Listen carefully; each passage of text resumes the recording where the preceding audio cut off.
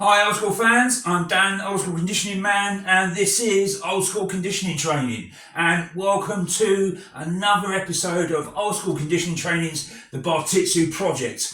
Alright, and this time it's boxing, savate, footwork, continuation training. Alright, and we're also going to talk a little bit about late Victorian boxing and pugilism and why they fought in what we consider today such a weird and strange style, but it really wasn't. Right, so you've seen the boxing footwork lessons 1 to 8 and you've gone through them all. We should have by now, okay, and you've done each of them 10 times in each guard, so you're fluent. So it's now time to take us away from this fixed rigid stance of moving backwards and forwards like that, and then the lateral footwork and changing guards and things like that. And we're going to bring it into a more fluid style of how the late Victorian pugilists and boxers would have fought and trained. Right, so let's start off with why we've started off with a very rigid stance like that. There's 2 reasons. One, because Bartitsu, it used boxing and savate for its pugilism, and because you're kicking, you're going to be a little bit heavier on your back foot, so you can kick, you can get your foot off the ground easy, so you can kick. But also, it goes back to pugilism in the late Victorian era, where when we consider that although pugilism in England, and it's been going on around the world for thousands of years, but in England, the first prize fight that was recorded was around about 1640, and it had been going on and going under some different rule changes over a couple of 100 years. The first one being the Broughton rules in around about 1700s, okay, and then the London prize ring rules of 1838, which were then revised in, I think, 1858, and then finally settling in the 1860s are the Marquess of Queensberry rules, which pretty much still govern the rules of how boxing is governed today. Right, but that wasn't the case, right, back in 1898 to 1902, okay. Up until 1892, prize fights, boxing matches, were all bare knuckle, okay. Even though some gloves had been brought in before that, but it wasn't until 1892 with the John L. Sullivan, Gentleman Jim Corbett fight of 1892, when Jim Corbett beat John L. Sullivan, the first heavyweight champion of the world, and it was the first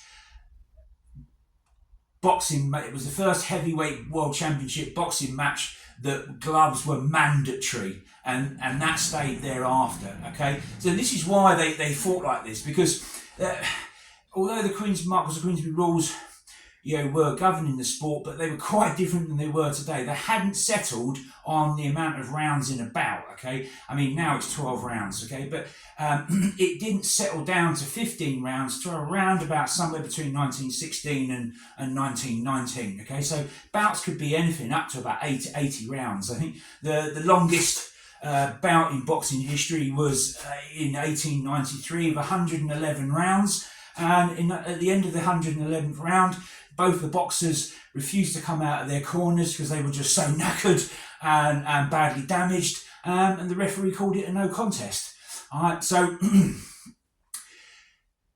let's go back to 1892 with the first heavyweight championship world title fight of the gloved era, okay. All right, so the reason they were fighting like this is because up until then, okay, like I said, it was all bare knuckle, okay, and bouts could last up to 80 rounds, and you can't punch people in the face, right, without gloves on, for a long time, hitting the hard parts of the skull, okay, for very long, because you're just going to break your hands, okay. So what would happen was, okay, they would hit into the body, they'd wear their opponents down with body shots, and then go into the softer parts of the face, like the cheek, or the nose, and then going into the harder parts of the head once they'd really beaten their opponent into submission and then going for knockout shots to the head, once the opponent are worn down, right? And that's why you see guys like this, because if you're right-handed, you'll have your left hand forward. And that's just to really keep your opponent at bay and keep him away from you, okay? And your right arm would be tucked in, okay, ready to count. It's ready to throw that big punch, but also it's protecting, it's protecting your liver from your opponent's left hook, okay? You can also bring your left elbow down to protect your ribs on this side, okay? And it's also protecting the sternum and the heart, which are all targeting areas for the body to wear fighters down, just as much as they are in today. If you look at Canelo, he's very famous for the liver shot, okay, and that's why I've got my elbow down, because your liver is on the right hand side of your body, just tucked underneath your lungs. You smack someone there hard enough, they're going to go down like a sack of spuds, okay? So that's why they were in this stance, okay? Now, we've started in a very rigid stance like that, okay, moving forwards and then back, and then the side-to-side movement and changing guards. But that's just to help you get and keep balance and get used to the style and keep the speed down, okay, so you don't rush it and lose balance. And now we're going to start to make it a little bit more fluid. So you can keep your hands up like that, and you can move forwards and you can move backwards like that, okay? But really what you want to be doing, okay, is just moving your hands about, and just and moving your head, so it's a little bit harder to hit, okay, because just as today, a stationary boxer is just going to get pummeled. There are some misconceptions about Victorian age pugilism and sort of old school boxing that they just stood there, and they didn't get out of the way, they didn't block, they didn't slip, okay, and that's just simply not true, okay. In the 1700s, Daniel Mendoza, an English Jewish boxer, quite a famous prize fighter, he rewrote in his book Boxing About Treaties, I can't remember the exact name, and he introduced blocks, slips, and footwork and ducks, and it was considered reasonably unmanly, but he was a smaller guy, okay, so he had to be a little bit more crafty and have a little bit more ring craft than the bigger guys that could just stand there and just take punishment and dish it out. And again, later down the line, we talk about Jim Corbett, when he beat John L. Sullivan in 1892 for the first gloved heavyweight world championship fight in boxing history. Jim Corbett's an interesting character because he's what we would call nowadays as the first of the scientific boxers, okay? Unlike John L. Sullivan, he didn't pick up his pugilism and fighting technique from street fighting or brawling. He learned it off a coach in a gym that were springing up all over America and around the world in the sort of mid to late 1860s. And he brought in a lot of sidestepping and a lot of lateral footwork that wasn't there before. Okay, so we're going to be basing a lot of this continuation training around people like Gentleman Jim Corbett, Bob Fitzsimmons. Okay, and also, as I've already mentioned before, Daniel Mendoza from the 1740s. To show that. Prior to the Bartitsu Club opening and then closing in 1902, the guys were doing this. And if you watch boxing fights of the mid to late 1890s, you'll see them. There's the left hands in a low guard. They sometimes even have the hands down here. Okay, but they're still moving. Okay, like that. Okay. And they're moving their hands around, okay, not all the time, okay, but it's there to confuse your opponent because he's not sure what you're going to throw, okay. You can feint, and he's not really too sure, and then when you're coming forward, okay, and then when you're moving side to side,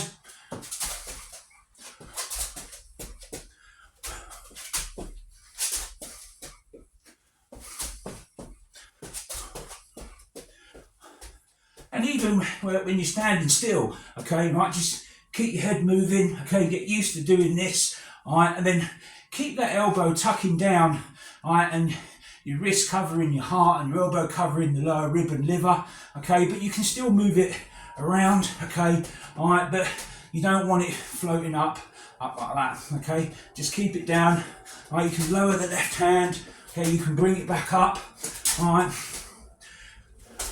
so just get used to moving around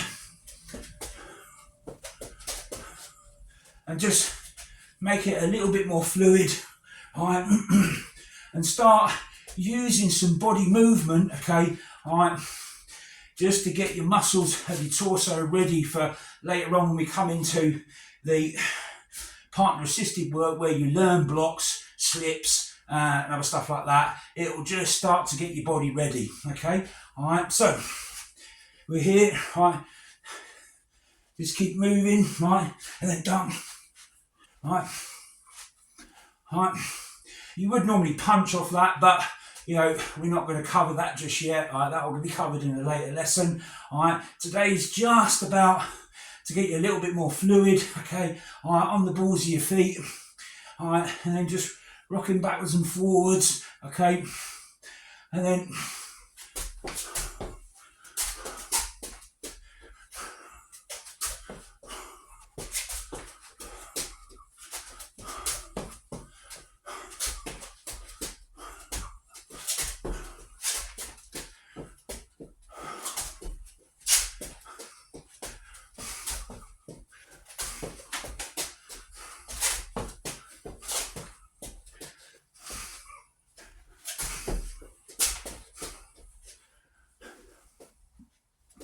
right, and just keep it fluid like that, and then go through the lessons that are in exercises 1 to 8, and just doing it in a slightly more fluid style. Now, as I said, you know, because the Bartitsu Project, 1898 to 1902,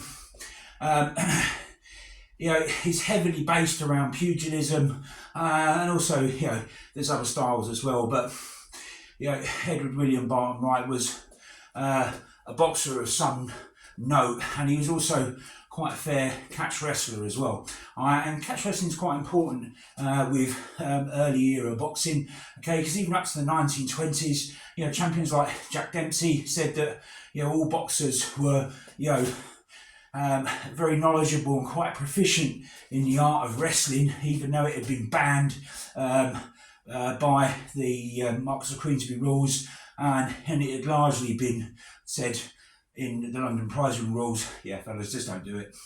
But you know, in the Victorian era, you know, you'll see if you've watched, you know, footage of the fights, there's not that many, okay, but there is quite a bit to be seen. You'll see, even up to about 1896, 97, okay, in some of the lighter fights that I've seen, where they'll punch out and they'll grab the back of the head and just pull it in slightly as they throw, okay, and that's something that will come into the Bartitsu empty hand striking system a little bit further down the line, okay, because it's talked about also in Joseph Chalmont's savate manual, where, you know, normally you'll block side blocks, okay, but also you can slap the block out the way, you know, so you can pull it in and then punch off your lead hand, and actually pull them off their line so they can't hit you with the opposite arm, because they've got to reach across themselves, and you just step in with a lead hand punch, and you're pulling them into the blow, so you're maximising power there. But again, that will come out in another lesson. Right. And also get used to a bit of head movement as well, because Chalmont in his 1899 manual, Le Boxe Français Savate, which we use for the Bartitsu Project, he says, now if your opponent throws his left hand at you, okay, you just move your head to the left, okay, so just, you know, practice doing that. There, and then if he throws a right hand at you, you move your whole body, and step to the right, okay, there, okay, So if he throws a left, all right, throws a right, yeah, all right, and just practice doing that, all right, and just moving your hands about, okay, all right. Another source for, this sort of hand movement, all right, a lot of people seem to think it's a bit ridiculous, okay, but you'll see, Jim Corbett doing it, okay? You'll see Bob Fitzsimmons doing it. They're not doing it all the time, but earlier sources, Cunningham, who wrote a book in the 1870s, Self-Defense for Ladies and Gentlemen, he talks about, doing this. He talks about it, I think it's called the locomotive method, okay? Right? And he says, he uses it for, self-defense in pugilism for, keeping your opponent off balance because he's not sure what you're going to throw at him, okay, but also as well, you're able then, as you step in, right, to throw punches, okay, right, it gets you used to just throwing continual punches. Every time you land a foot, you can land a punch, okay, right, and that's also brought out, if you watch, right, Corbett, Fitzsimmons, there's very small amounts of footage about with them, but there is some out there, okay. All right, and sidestepping as well, okay. All right, because with the Charmant manual and the preconceptions of pugilism, that it's all just forwards and backwards, okay. There's not really any lateral footwork, but there is. I mean, all right.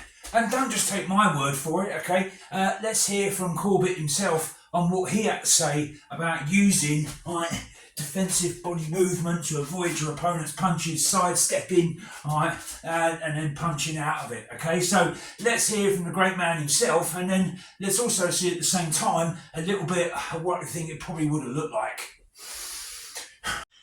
From the beginning of the round, Sullivan was aggressive, wanted to weed me up right away. He came straight for me, and I backed and backed, finally into a corner. While I was there, I observed him, setting himself for a right-hand swing, first slapping himself on the thigh with his left hand, sort of a trick to balance himself for a terrific swing with his right. But before he could let the blow go, just at the right instant, I sidestepped out of the corner and was back in the middle of the ring again, Sullivan hot after me. I allowed him to back me into all four corners. He thought he was engineering all this, that it was his own work that was cornering me, but I had learned what I wanted to know. Just where to put my head to escape the blow if he should get me cornered and perhaps dazed. He had shown his hand to me. In the second round, he was still backing me around the ring. I hadn't even struck at him yet, and the audience on my right hissed for running away and began to call me sprinter.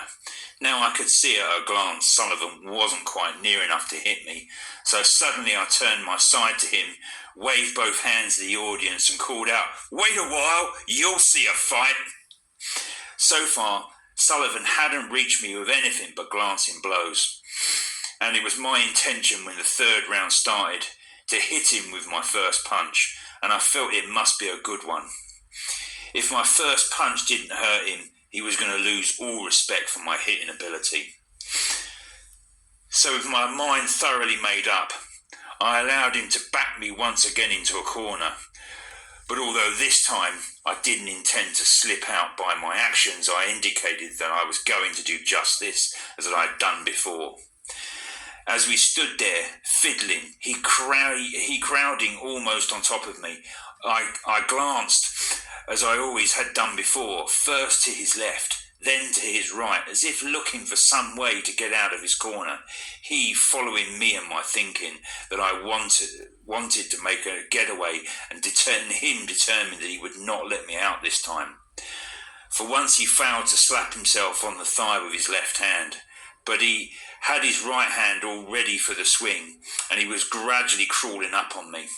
Then just as he finally set himself to let go of a vigorous right, I beat him to it and loosed out a left hand for his face with all the power I had behind it. His head went back, and I followed it up with a couple of other punches and slugged him back over the ring into his corner. When the round was over, his nose was broken.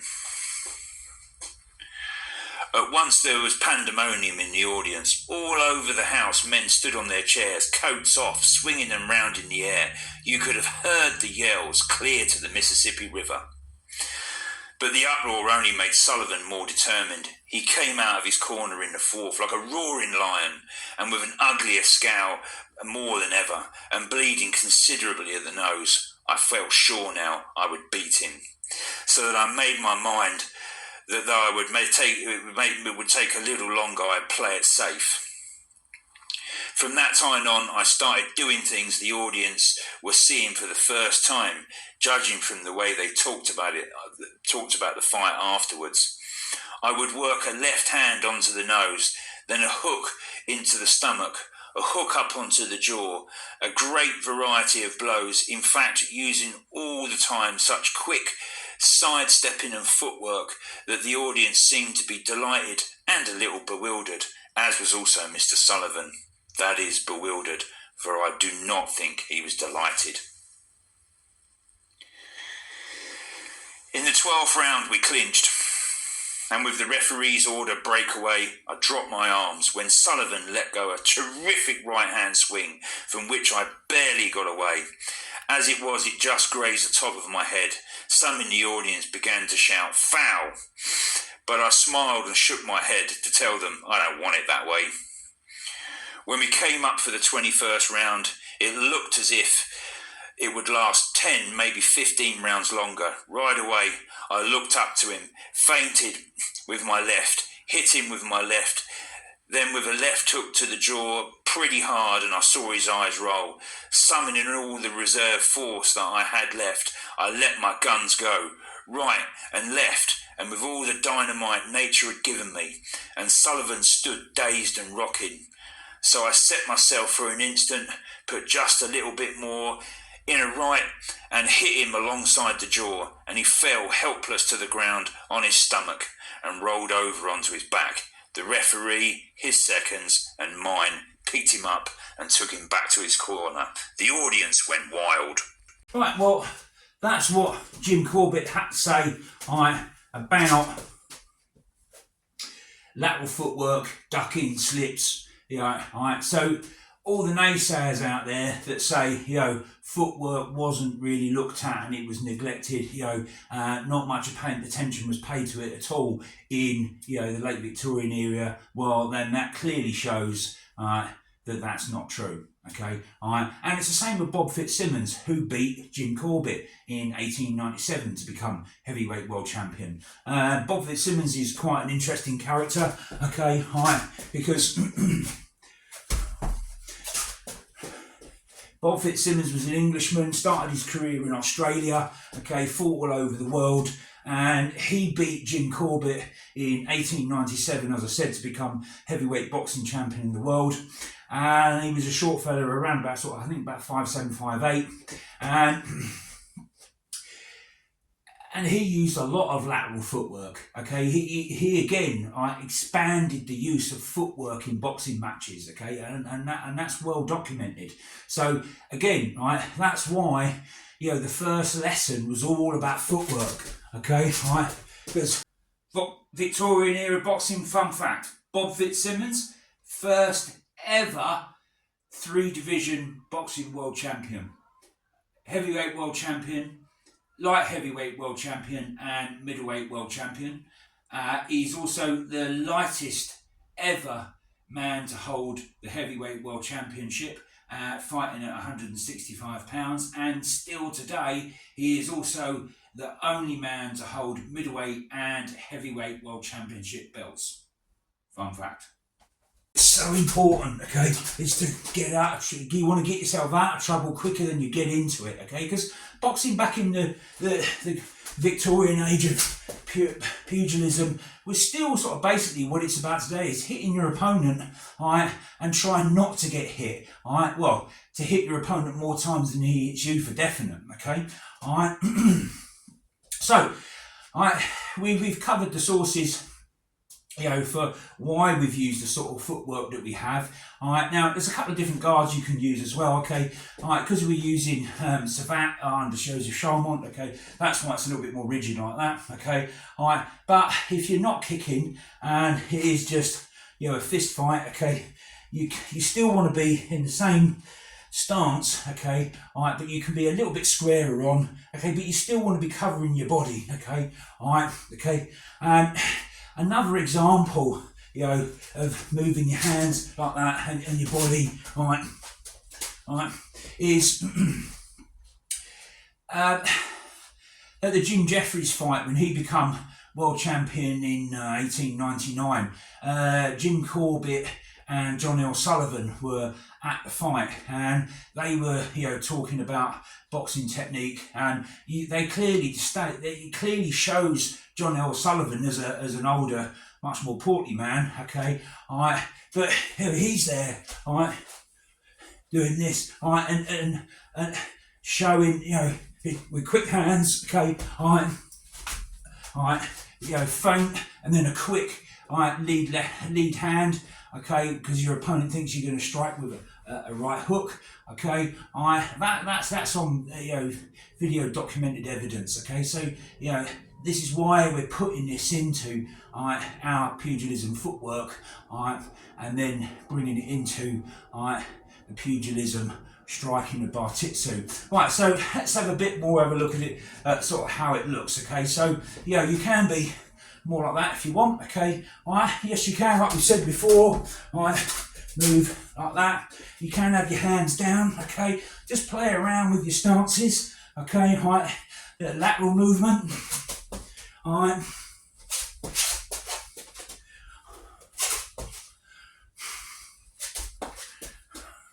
and going forwards again and back.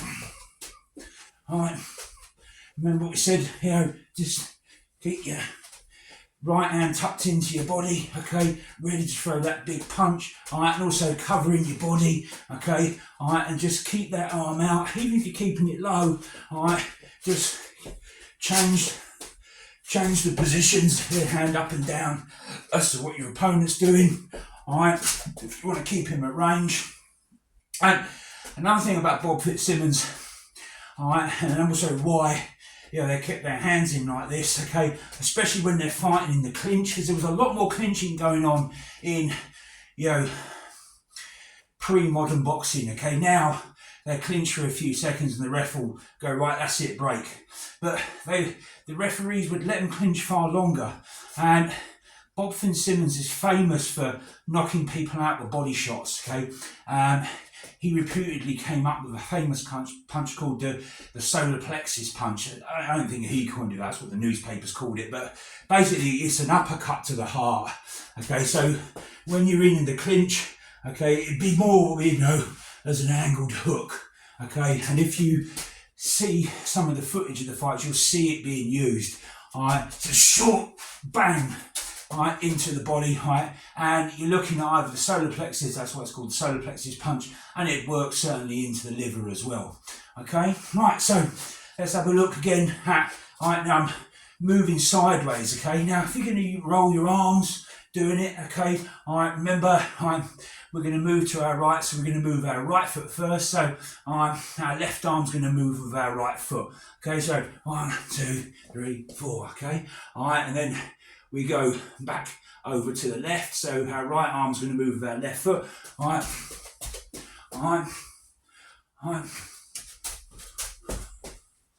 and then moving forwards, okay, and then moving back. All right, then.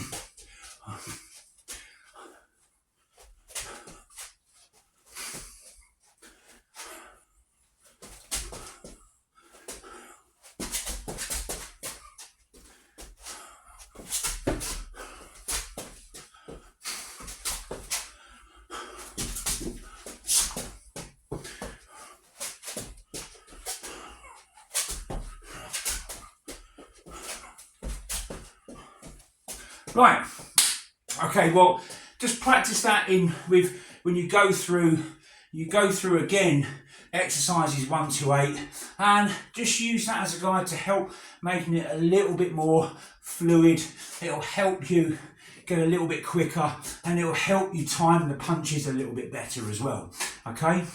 Alright, well, I'm Dan. This has been Old School Conditioning Training. I hope you've enjoyed the video, and I hope you're enjoying the series. And remember guys, don't be no crazy fool. Hit that like button and follow Dan at Old School. Thanks a lot guys. I'll catch you in the next